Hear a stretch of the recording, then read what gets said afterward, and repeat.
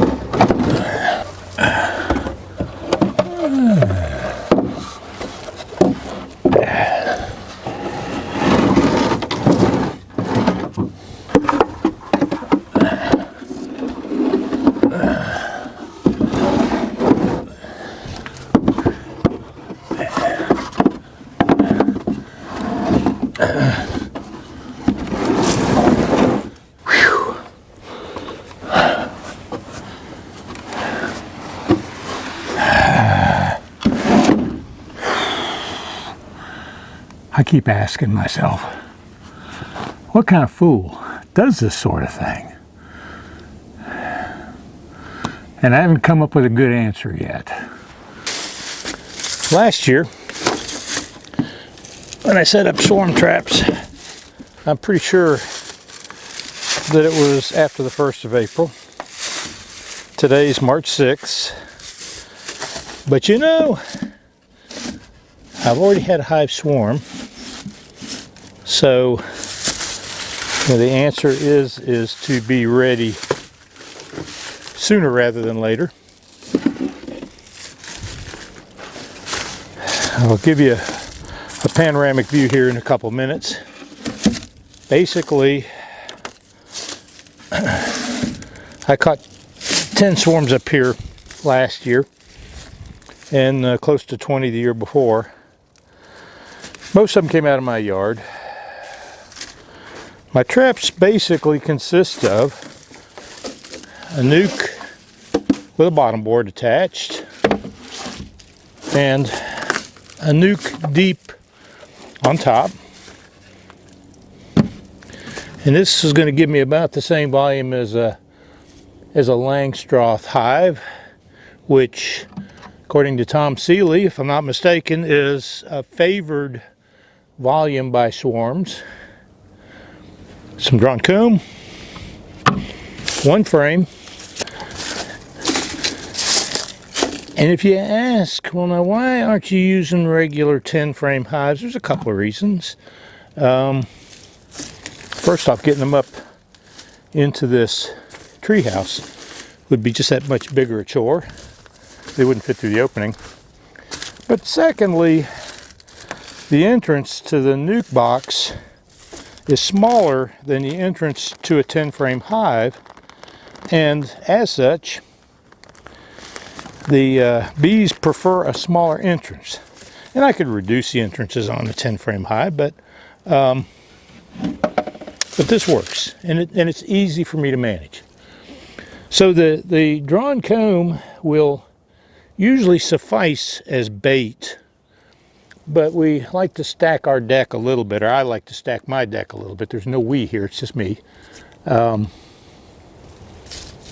this is lemongrass oil, Q-tips. I'll take a Q-tip and I'll soak it in lemongrass oil, and then I try to get all, or at least a lot of the extra off. Then I'm going to drop it just one side, and I'm going to drop it in the box on the bottom board near the entrance. Bees are drawn to lemongrass oil. Some of the volatiles in it are very similar to queen pheromones, or may even be the same compound or the same volatile as some of the queen pheromones. And so bees are really, really, really, really drawn to lemongrass oil. And this year I think I'm just going to do one side of a second Q-tip and put it on top of that one frame of drawn comb that's in here. I like most of this cavity to be open. You want some comb in there to draw the bees, but you don't want too much. They really are drawn to the more open area. Now, what that means is, moving forward, I've got to check these traps. I try to check them every day. And the reason being that if I do get a swarm of bees in, then if I leave them in this box open with this whole open area in a single frame, they're going to draw comb all in there willy-nilly, make a heck of a mess. And it's a waste then to have to cut it all out. So I really, really, really have to stay on top of these things. So there's that. We're going to do this one the same way. And I'm just putting 2 traps up here right now. Last year I had 4. These 2 are facing the same direction. I had one that was facing more easterly and one that was facing more westerly. That's not exactly right, but the long and short of it is out of the 10 swarms I caught last year, 9 were in these 2 positions. So, you know, I get a sense that these two positions are favored. But if the swarms really start to come, you know, on a big scale, I'll add more. I've got plenty of space up here. Okay, same thing. Half Q-tip on the bottom board near the entrance. This one on the top near the back of the box, on top of that, and a cover. It's about 45 degrees out today, so the bees are not flying. But like I say, I already had 1 swarm, so I want these out. And we're going to get some flying days starting probably tomorrow, at least some flying time, and so scouts will be out and about. So, all right, there's that. Like I say, caught 10 last year, close to 20 the year before in these traps.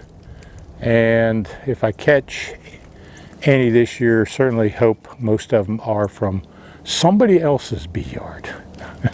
Anyway, there you go. We're set up.